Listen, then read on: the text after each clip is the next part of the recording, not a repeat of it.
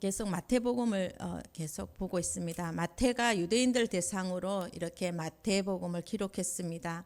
그래서 유대인들이 가장 좋아하는 이 족보를 통해서 마태복음을 시작하고 있습니다. 예수는 그리스도다라는 것이죠. 마태는 여기서 끝나지 않았습니다. 유대인들을 향해서 다시 한번 다른 방법을 통하여서 예수는 그리스도라는 이야기를 계속 시작하고 있습니다. 유대인들은 예수 그리스도를 믿는 그리스도인들이 이 구약 성경과 관련이 있을 것이라고는 전혀 생각하지 않았습니다. 그런데 마태가 마태복음을 쓰면서 예수 그리스도의 탄생은 전적으로 구약을 말씀하시는 하나님의 예언이 성취된 것이라고 하는 것을 명확하게 보여주고 싶었던 것입니다.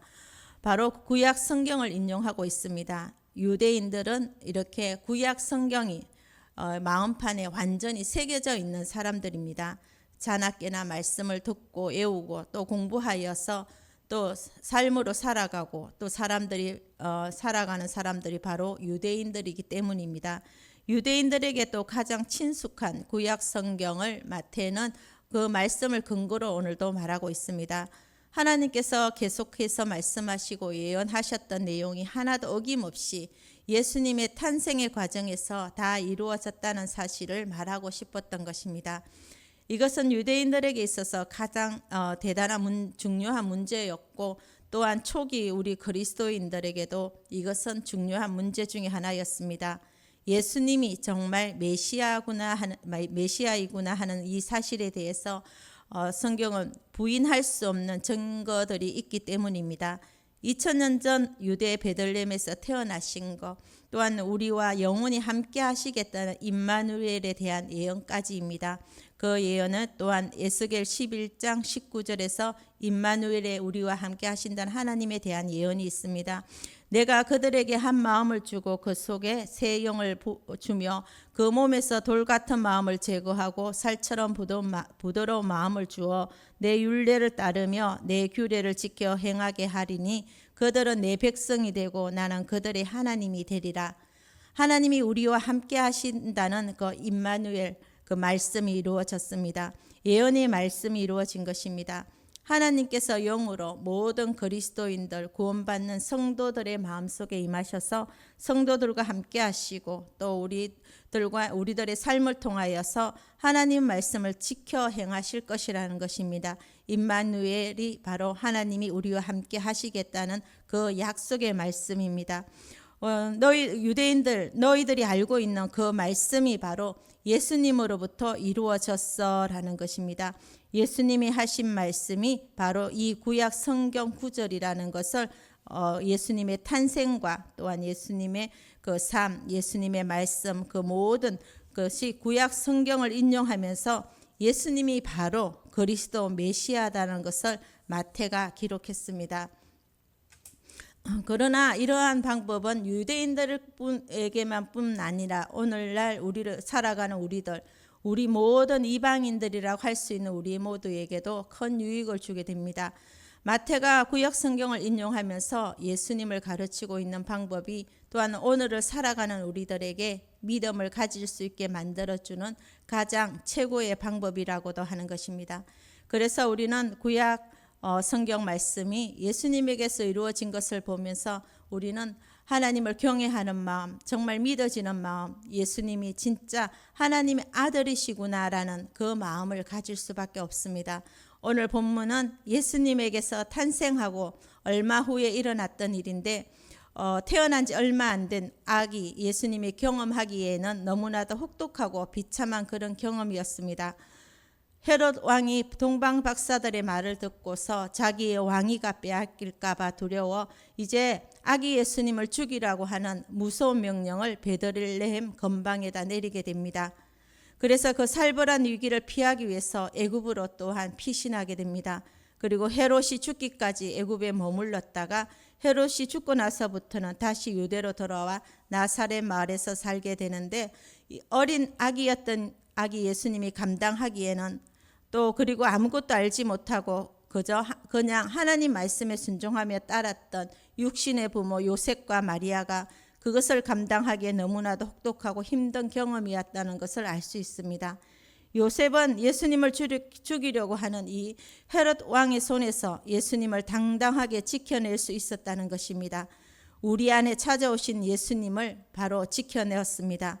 내게 부어주신 구원의 은혜를 지켜내었던 것입니다.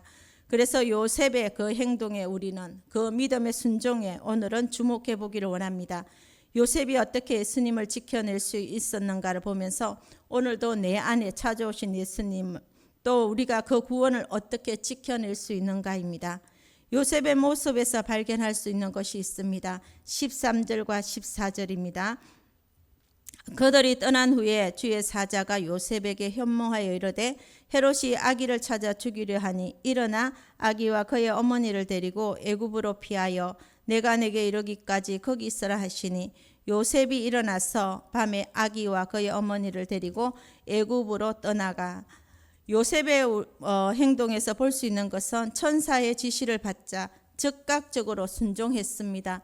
주의 사자가 꿈을 통해 지시하였다는 것과 요셉의 도피가 밤에 이루어졌음을 볼 수 있습니다. 그리고 요셉이 어떻게 즉각적으로 순종한 것을 보면 그가 참 어려운 사람이었다고 한 마태의 기록에서도 볼 수 있습니다. 성경을 보면 정말 믿음의 사람들은 하나님께 순종하되 지체하지 않습니다. 그 대표로 우리가 잘 알 수 있는 아브라함을 볼 수 있습니다. 아브라함 또한 하나님으로부터 이삭을 번제로 바쳐라 음성을 들었습니다. 이것은 정말 아브라함에게도 충격적인 말씀입니다. 왜냐하면 이삭은 아브라함이 100세에 얻은 독자였을 뿐 아니라 하나님의 약속에 의해서 태어난 유일한 아들이었기 때문입니다.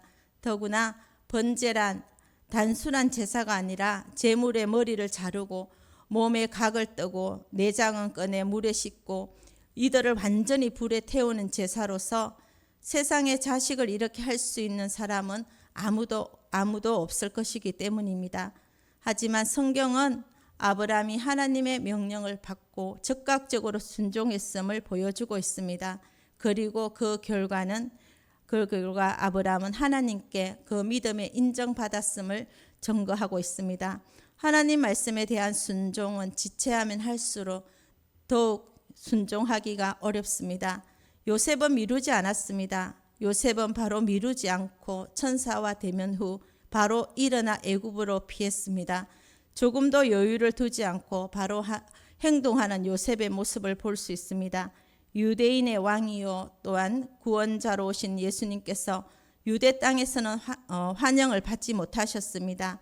요한복음 1장 11절 말씀입니다. 자기 땅에 오매 자기 백성이 영접하지 아니하였으나 마치 도망자의 모습으로 이방 땅에 급히 피할 수밖에 없었습니다. 아기 예수를 아는 요셉과 마리아는 하나님의 지시에 따라 애굽으로 간 것처럼 돌아올 때도 하나님 명령을 기다려야만 했습니다. 그들은 자신들의 계획대로 하지 않았습니다. 하나님께서 하시는 그 말씀에 순종했습니다. 즉 그들이 헤롯이 죽을 때까지만이 아니라 다시 돌아오라는 하나님 명령이 있을 때까지 애굽에서 인내하며 기다려야만 했던 것입니다. 한편 이 지시는 요셉으로 하여금 하나님께서 피난길뿐만 아니라 피난기관과 그 이유까지 보호해 주실 것이라는 확신을 가지게 했을 것입니다. 우리가 여기에서 요셉의 또한 두 가지의 모습을 볼 수 있습니다. 요셉이 일어나서 요셉은 천사의 그 말을 듣자마자 바로 반응을 합니다. 바로 일어나서 순종하였다고 합니다.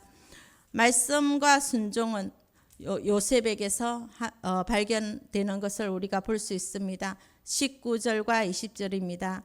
헤롯이 죽은 후에 주의 사자가 애굽에서 요셉에게 현몽하여 이르되 일어나 아기와 그의 어머니를 데리고 이스라엘 땅으로 가라. 아기의 목숨을 찾던 자들이 죽었느니라 하시니 여기에 말씀도 요셉은 일어나 아기와 그의 어머니를 데리고 이스라엘 땅으로 돌아가니라. 요셉이 일어나서 즉각적으로 말씀과 또한 그 말씀을 듣고 바로 순종하는 모습이 나옵니다. 주저함이 없었습니다. 하나님 말씀하시자마자 곧바로 행동을 한 것을 볼 수 있습니다. 마치 마태복음 1장 24절처럼 요셉이 잠에서 깨어 일어나 주의 사자의 분부를 행하여 그의 아내를 데려왔으나 요셉은 적극적으로 순종한 모습을 또한 이 말씀을 통해서도 보여집니다. 요셉은 그 밤에 출발하여서 애굽으로부터 애굽의 거리가 약 120km 되는 그 먼 여행을 시작합니다.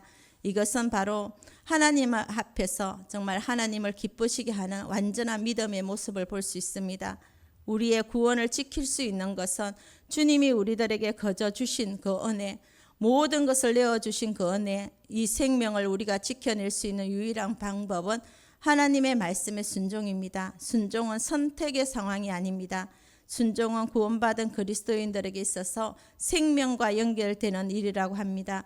오늘 우리가 구원의 은혜와 감격을 가지고 있다면 이 구원의 생명을 가지고 내 생각, 내 마음대로 살아갈 수 없을 것입니다.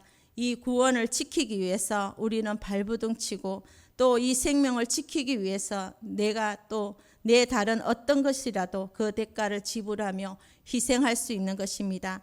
이것은 바로 구원받은 우리의 모습이자 순종의 삶입니다. 순종만이 이 세상에서 우리가 믿음을 지킬 수 있는 유일한 살 길입니다.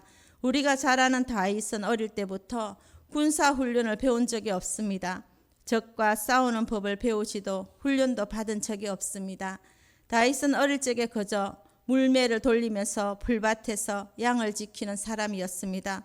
군사로서 훈련 받은 적도 없고 싸우는 법도 배우지 않았습니다. 하지만 성경은 말합니다.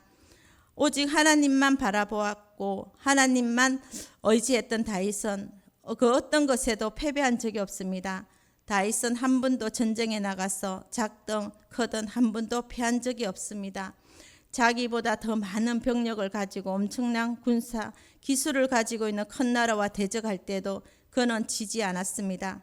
그것은 바로 비결이 있습니다. 그 비결은 오늘 말씀과 같이 하나님의 말씀이 들릴 때 순종했더니 승리했더라입니다. 사무엘상 23절과 4절에서 5절입니다. 다윗이 여호와께서 다시 묻자오되 여호와께서 대답하여 이르시되 일어나 그 일라로 내려가라. 내가 블레셋 사람들을 내 손에 넘기리라 하신지라. 다윗과 그의 사람들이 그 일라로 가서 블레셋 사람들과 싸워 그들을 크게 쳐서 죽이고 그들의 가축을 끌어오니라. 다윗이 이와 같이 그 일라 주민을 구원하니라.